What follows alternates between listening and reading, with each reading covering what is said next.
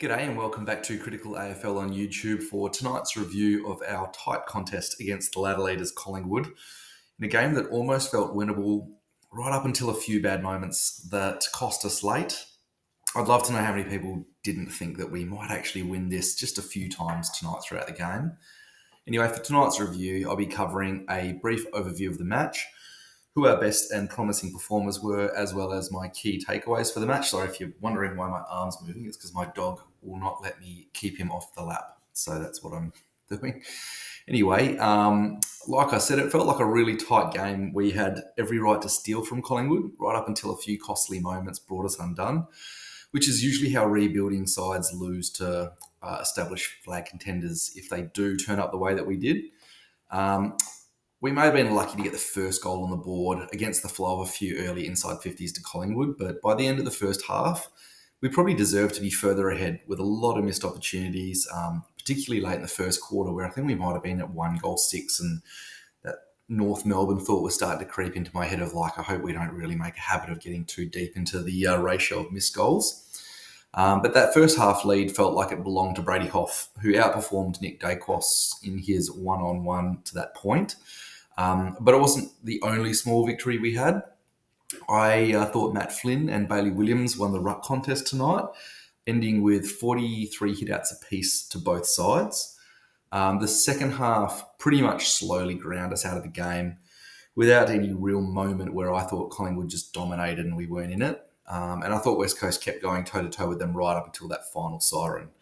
So all in all, I'd call it a pretty honourable loss. And what I found most satisfying was how many guys there were in our best players tonight. And the fact that tonight may have been the only game in, I can't remember when, where we pretty much didn't have anybody who played badly. Not sure what reaction that will get in the comments, but I mean, Cripps was the guy that we subbed off, and he wasn't exactly playing like a passenger at that point either. Anyway, onto that big list of best players, though. I think our standout best tonight was Liam Baker, but the list of guys right behind him was also pretty big. It took us, I think, 14 rounds of footy this season for Tom McCarthy to be our first Eagle to crack 30 disposals in 2025, but then Baker went ahead and eclipsed that with 35 tonight against Collingwood. I know that normally I gloss over guys like Liam Baker with my known quantity line, but what he did out there tonight went over and above what we usually expect from him. There were times in that last quarter where he looked like he was out on his feet, and I was just sitting there thinking he's just too good to sub out, even if he's absolutely spent. And then he'd pick himself up and go again. And I think he picked up 7 disposals in that quarter alone at that stage of the game where you could really tell that he was just pushing himself just to stay in it. His agility and disposal was nuts. And after all the heat he copped for costing us the draft capital during the trade week last year, it's been really satisfying to see him put any doubt about that decision to bed all year. And I don't think he's had a single bad game either. Second best for me had to be Brady Hough. I was thinking going into this game that if anybody's going to stop Dacos, that there probably isn't a player in the competition more suited to the job, just because Hoff's ability to lock down the best small forwards of the competition has been, I think, best in the AFL. Guys like Charlie Cameron and Tom Papley were just blokes that he'd take really easily every time he came up against them before he moved into the midfield, which kind of makes him the perfect fit for Dacos. He finished with 27 disposals and a goal, but like I said, his one-on-one contest with Nick Dacos in the first half was really what had us ahead at halftime, in my opinion. It's almost impossible, that task, and Dacos did eventually get off the leash, but pretty sure Dacos is going to end up being one of the greatest players of all time, and Hoff has probably done as good a job as any other player in the comp on him this year. Next best for us tonight was Tom McCarthy. It's crazy to say this about a guy in his second game of AFL, but the level of confidence I have whenever he has the ball in his hands is up there with any of our A-graders. He finished with 29 disposals after debuting with 30 last round before the bye, but pretty much break lines and just cleared the ball from inside to outside every time he touched it. Even with 10 seconds to go in that third quarter, I thought it was criminal not to just give him the ball back at the top of the goal square with that bomb kick that ended up being a goal very late to Dane Houston. But that's just a sign of how reliable he's become, Tom McCarthy, that you can just trust him with those moments, and you're disappointed when you see players that don't. For me, fourth, Harry Edwards was really high up the order of best players. And it's funny because after giving him a really big rap in my pre-season videos that were about players I expected to have a breakout season, I actually think he's exceeded those expectations of how much he's stepped up as our number one key defender. He took 6 marks for the night, but I'm pretty sure none of them were passes from teammates, with 9 intercept possessions in total. His 12 disposals in general don't really do justice to his impact, which isn't unusual for key defenders, but he went at 91 disposal efficiency for the night. And just in general, I just love the aggression he brings to the side as a big man. Like I think I said a few weeks ago, we haven't really had that since Scott Lysett was around, which was 2018 he left, and it's good to see. Anyway, like I said earlier, I think you could probably argue that Matt Flynn broke pretty even with Darcy Cameron tonight, who is one of the best top rucks in the competition. I'd say Flynn probably had his best game in general since coming across to West Coast tonight.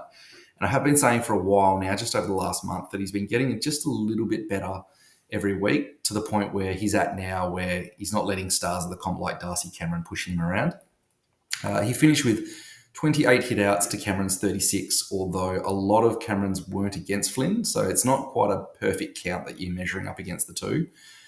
Flynn also ended with 15 disposals, including 6 contested possessions right at ground level in the middle of congestion, along with some really powerful marks at the right moment, and then just a goal to finish what I thought was a really balanced performance from him.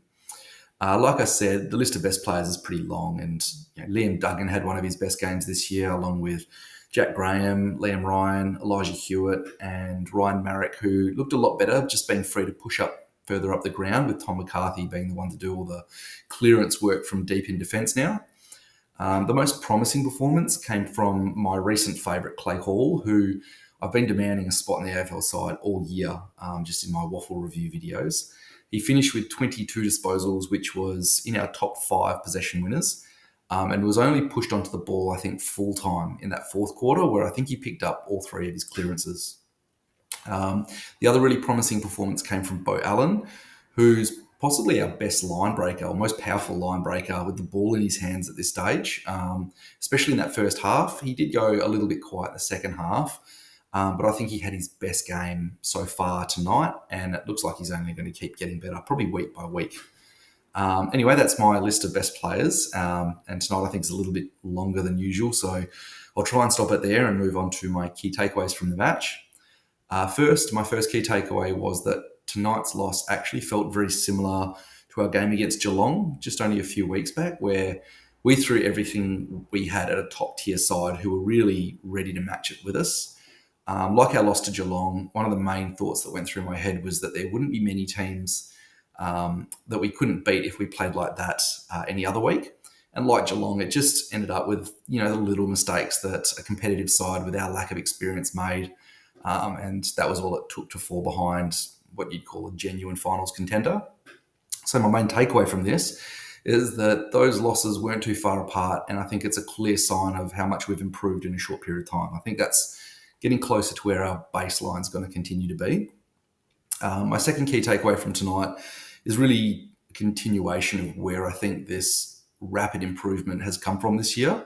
And from where I'm sitting, it has come from pretty much what I'd call the next era of West Coast Eagles stepping forward to put their hand up and drive success for the team. The side that lost tonight was missing Elliot Yeo, Jake Waterman, Oscar Allen, and Jeremy McGovern, and it'd be pretty hard to win an argument that those aren't the best players in our side going into this season.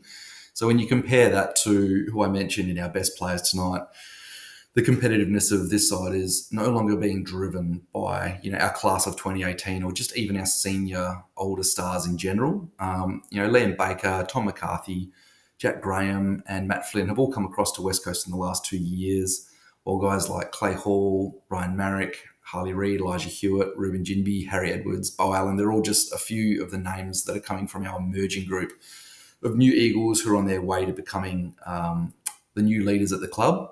So I think that's a real turning point. And for some reason tonight, it's the biggest standout, I think, because so many of those younger guys led the way. Anyway, that pretty much covers everything for my review tonight. I know it might seem like it's a little bit too upbeat for yet another loss, but there were so many things I enjoyed from the match. And I'd be surprised if anybody didn't think we exceeded expectations going into this one. Anyway, as always, if you're new to this channel, please consider hitting that subscribe button. I do put out weekly reviews of both the AFL and Waffle Eagles matches, which includes, I think, a pretty good track record for predicting who will come in and out of the AFL side, which I put at the end of my Waffle reviews. As a fairly new channel, every new subscriber makes a big difference in making the work that goes into these videos more sustainable. But either way, thanks to everybody for tuning in, and I'll hopefully see you all again next weekend. Until then,